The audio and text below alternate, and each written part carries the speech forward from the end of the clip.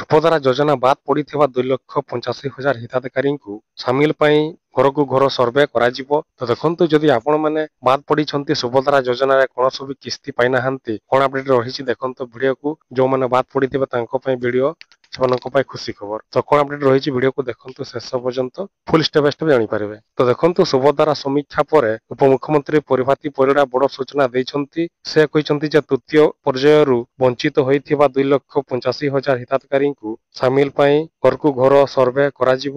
15 ଦିନ ଭିତରେ ହିତାଧିକାରୀଙ୍କ ଫିଲ୍ଡ ଭିଜିଟ୍ କରି ତଦନ୍ତ ରିପୋର୍ଟ ଦେବେ। 2 ଦିନ ଭିତରେ ଅଭିଯୋଗ ପୋର୍ଟାଲ ଖୋଲିବ। ବାଦ ପଡ଼ୁଥିବା ହିତାଧିକାରୀ ମାନେ ପୋର୍ଟାଲରେ ଅଭିଯୋଗ କରି ଆଉ ଥରେ ସାମିଲ ପାଇଁ ଆବେଦନ କରିପାରିବେ।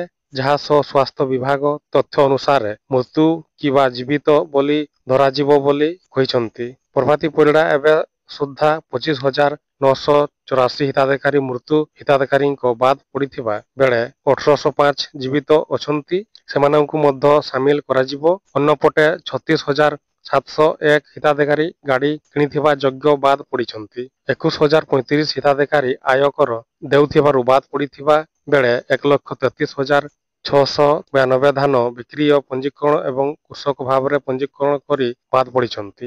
ସେହି ବାବଦରେ ତଥ୍ୟ ଆସିବା ପରେ ମୁଖ୍ୟମନ୍ତ୍ରୀଙ୍କ ସହ ଆଲୋଚନା କରାଯିବ ବୋଲି କହିଛନ୍ତି ଉପମୁଖ୍ୟମନ୍ତ୍ରୀ। ତ ଦେଖନ୍ତୁ, ଯଦି ଆପଣମାନେ ମଧ୍ୟ ଏସବୁ କ୍ୟାଟାଗୋରୀରେ ଅଛନ୍ତି ତାହେଲେ ଆପଣମାନେ ମଧ୍ୟ ବାଦ ପଡ଼ିବେ। ଆଉ ଯେଉଁମାନେ ଏସବୁ କ୍ୟାଟାଗୋରୀ ନାହିଁ ତାହେଲେ ସେମାନେ ମଧ୍ୟ ଆଉ ଥରେ ସାମିଲ ହୋଇପାରିବେ, ଆବେଦନ କରିବେ, ଯାହାକି ପୋର୍ଟାଲ ଏବେ ଖୋଲା ଯାଉଛି। ତ ଏଇଭଳି ଆଜିର ଅପଡେଟ୍ ଥିଲା। ଆଶା କରୁଛି ଭିଡ଼ିଓ ଭଲ ଲାଗିଥିବ, ତାହେଲେ ସେୟାର କରନ୍ତୁ, ଲାଇକ୍ କରନ୍ତୁ।